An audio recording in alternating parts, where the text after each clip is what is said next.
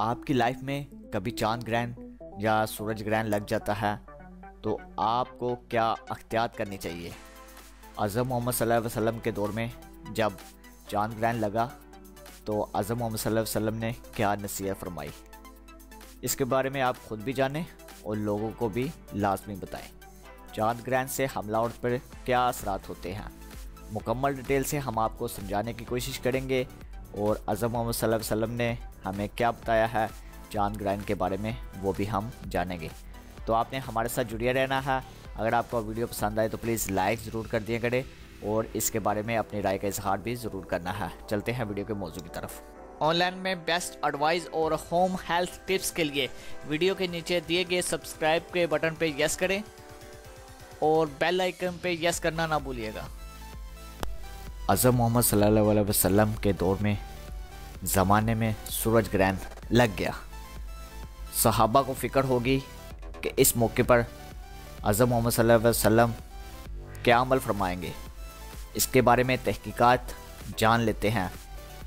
जो भी वहाँ पे सहाबा जो भी हज़रात थे अपने अपने कामों में मसरूफ़ थे, लेकिन उन्होंने छोड़ा और दौड़ते हुए हुज़ूर सल्लल्लाहु अलैहि वसल्लम के पास आ गए और देखने आ गए कि वो क्या देखते हैं कि हुज़ूर सल्लल्लाहु अलैहि वसल्लम इस वक्त क्या करते हैं।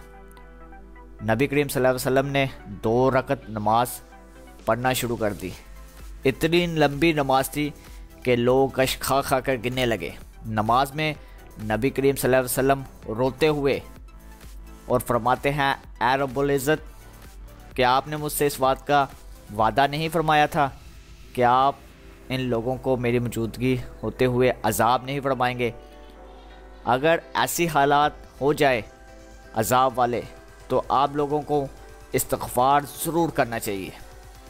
हुज़ूर ने लोगों को नसीहत फरमाई कि जब कभी ऐसा हो, आफ़ताब या चांद ग्रहण हो, तो घबरा कर नमाज की तरफ मतवज्जा हो जाओ।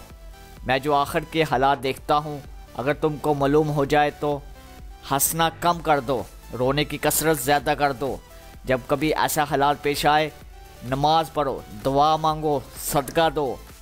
हुज़ूर सल्लल्लाहु अलैहि वसल्लम के ज़माने में सूरज ग्रहण हो गया, तो जब सूरज ग्रहण होता था तो ये अमल ज़्यादा होता था। मेरे तमाम दोस्तों को ये गुजारिश है कि अल्लाह ताला हमें इस अज़ाब से हमें बचाए। अगर ऐसा हो जाए, सूरज ग्रहण लग जाए या चांद ग्रहण, तो हमला औरत को भी ये चाहिए कि वो ज़्यादा से ज़्यादा अल्लाह ताला की बारगाह में अपनी हाज़िरी दे और नमाज़ पढ़े, दुआ मांगे, अपना सदका दे, ताकि अल्लाह ताला से इस्तिग़फ़ार करे कि वो हम मुसलमानों पे अपना रहम और करम फरमाए और हमें इस अज़ाब से बचाए। ये इस वक्त ऐसा अमल होता है जब हमारी इस ज़मीन पे बहुत ज़्यादा अज़ाब हो जाता है, तो अल्लाह ताला हमें इन निशानियों से मना करने के लिए फरमाते हैं कि बंदे बाज़ आ जा,